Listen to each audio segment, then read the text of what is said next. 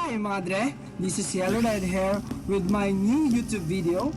Matagal-tagal na rin hindi ako nakapag-upload simula nung last time na nag-upload ako na about sa Roblox, but I'd love to tell you this is my first video for one of the most nostalgic game I've played way back in high school days.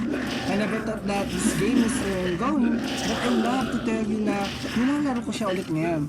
Tara, samahan niyo ako at alalahanin ang larong ito.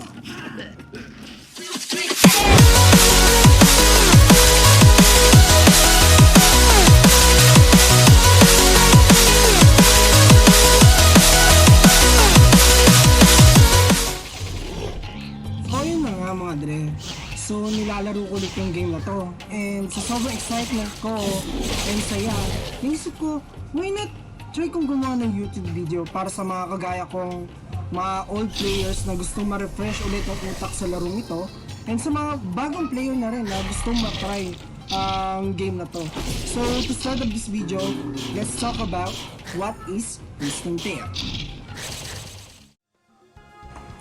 Basically, Piston Tail, it is a full 3D multiplayer online role-playing game wherein you can choose a character of your own to use in the adventure in the land of Piston, and each character has unique skills that can be used to kill mobs to help you level up faster or use in PvP events like clan wars or capturing the blessed castles. Then, dako naman tayo sa brief history ng Piston Tail. Piston Tail, it was created by Trilo Pictures Incorporated, aka Piston Incorporated, and originally released in South Korea by Yedeng Online in 2001. Then, in 2004, the English version went out of public beta and remained for nearly 2 years and became a commercial pay-to-play game, which I do remember when I was in high school kasi may collection ako nun dati ng card na niloload ko sa account ko nun in order to continue to play my character. I remember as well na may CD installer pa nun na binibigay sa player, which I know a lot of people played this game, remember this. But on May 17, 2007, they announced that the game would be free to play, and sadly, hindi ko na ito nabutan since nag-focus na ako sa pag-aaral ko noon that time. And instead, paying for the game nga daw, they released a feature to have a cash shop wherein you can buy special items using real money. However, on September 30, 2008, the English version for Piston Tail has been closed. Then, Suba Games opened a new English server 3 days later after that. Then, a lot of private servers came out which more players are playing. So yun na nga, at least meron tayong natutunan sa detalye sa larong Piston Tail and sa konting background ng larong ito. And now, I know a lot of you are wondering how you can play this game, and I would like to tell you honestly that it is so easy na malaro ulit ang larong ito, mga dre. So, pwede nyo siya ma-download sa Suba Games website wherein sila yung tinuturing na sumalo sa original server ng Piston Tail. But, there's a lot of private servers for this game na alam kong magugustuhan nyo.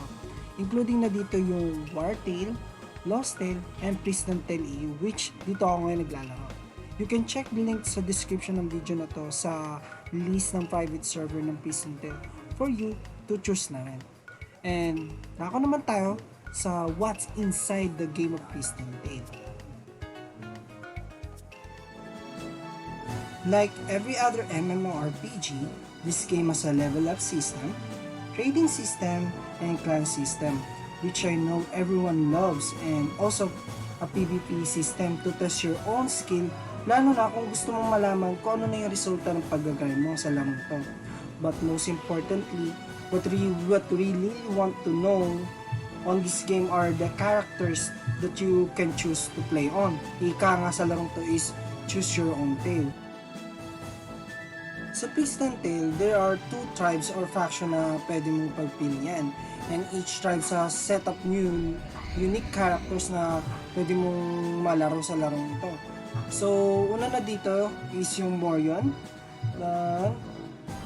Yung pangalawa is yung Temscon. So, let's talk about Morion first and yung mga characters na pwede natin pagpilian dito.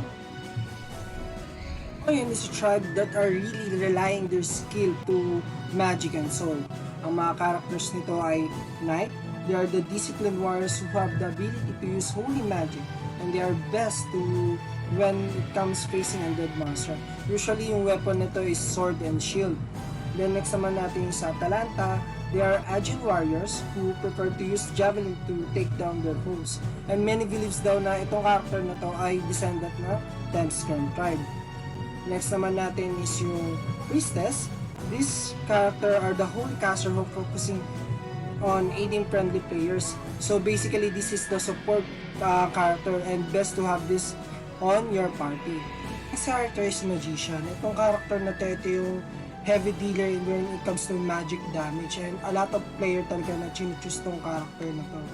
Then last naman natin is yung Shaman. Ito, wala akong medyo idea dito, pero I'm hopefully on my next videos mabibigyan ko kayo ng mga information pa dito. Punta naman tayo sa Thamscairn. These tribes are highly dependent on their power and technology. Ngayon, check naman natin yung mga characters nito. Una na dito ang Mechanician. They are the master of all mechanical things, and they are the best staff on this game. Now, next character naman is yung Fighter. It is a well-balanced class and they really excel in one-on-one combat. Next is yung Pikeman, a master of polearms. These warriors strike terror deep into the heart of their enemies. Next is yung Archer. These female warriors are unmatched in their skills in projectile weapons and truly excels in using bows and crossbow as their main weapon. Then last is the Assassin. Like the Shaman in Morion, wala din ako masyadong idea dito. But don't worry, I will make sure na meron akong mabibigay dito sa mga next videos na about sa Piston Tail na i-upload ko sa YouTube channel ko. With that being said, I would suggest before choosing your character, make sure na match siya sa perspective mo when it comes playing MMORPG like Piston Tail. But I know all of the characters are awesome and cool. I remember when I was in high school, I played Fighter and around level 15 nung nag-stop ako nito. Since yun nga, hindi kaya na ng baon ko yung gastos, at the same time, kailangan ko na rin mag-focus sa pag-aaral ko. But, here I am, playing this game again with my Pikeman and Archer, and I'm playing it in Piston Tail, which is one of the top private server ng Piston Tail.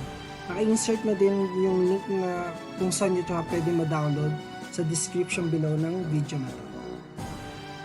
Okay, from here, hopefully nag-enjoy kayo at may natutunan or kaya man lang na-help kong alalahanin ang memorya nyo sa larong Piston Tail. Soon, I will upload the new videos for Piston Tail to see the game itself, character creation, quests, and many more. Stay tuned! Again, salamat sa mga nanonood nito, and please don't forget to like and subscribe to my YouTube channel. Hit mo na rin yung bell icon to get notified for my new videos. Again, maraming salamat po. This is Yellow Red Hair, signing out. Bye-bye!